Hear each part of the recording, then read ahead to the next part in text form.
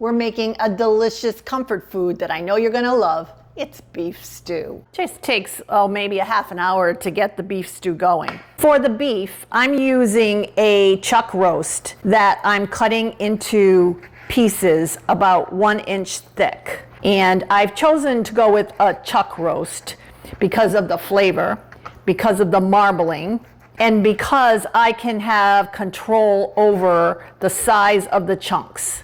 You can buy stew beef, but I like to be the one that's in control of what's going to go into my beef stew. You do want the size of your cubes to be consistent because that means that they will cook consistently, and you also want them to be a size that will fit easily in someone's mouth, so you don't want them to be too large. Season the stew beef with some salt and some pepper and let it sit for a couple of minutes while you bring a tablespoon of oil to temperature in your pot on the stove. Add a couple slices of bacon to the pan to cook along with your beef as it's browning. Add about half of the beef to the pan. Make sure you give it room so that you get a brown on your sides of your cubes. It'll just take a couple of minutes on each side. The bacon is going to add smoky depth of flavor to your finished stew.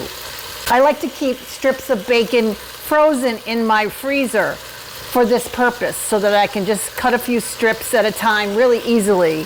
Remove the rendered bacon from the pan and remove the ground beef to a dish and replace with the remaining beef. Remember that your goal isn't to cook this beef. It's going to have plenty of time to cook. You're just doing the browning part at the moment. Once your beef and bacon have browned, you'll see that there is lots of yummy juices and brown bits in the pan. And to this, we're going to add 1 large onion cut into chunks and 2 stalks of celery cut into chunks. Add half a cup of dry red wine to help deglaze the pan. Add 5 or 6 cloves, crushed. Add less if you're not a fan of the garlic.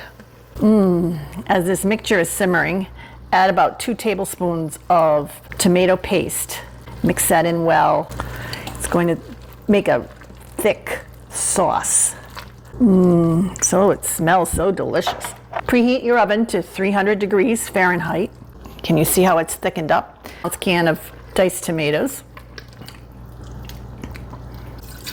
The rest of the red wine for a total of 1 cup. A couple of teaspoons of dried Italian seasoning or some dried herb blend that you really like. Return the beef, the juices, and the bacon to the pot and add 8 ounces of button mushrooms that you have cleaned and cut in half.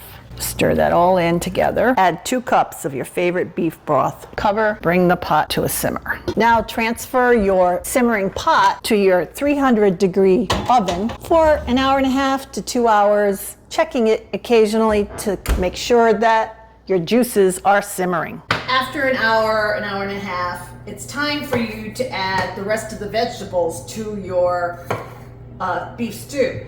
I'm using baby potatoes, 6 yellow and 6 red potatoes. Cutting them in half so they'll cook evenly. And I'm using baby carrots. I think I'm gonna use about a half a pound of baby carrots. You can see how nicely your beef stew has cooked down. Add the half pound of baby carrots, just whole baby carrots. And the potatoes, stir it in. At this point, you might want to give a taste to your broth to see if you need to add any seasonings. It's very good. Doesn't need one single thing. Return your pot to the oven for another hour.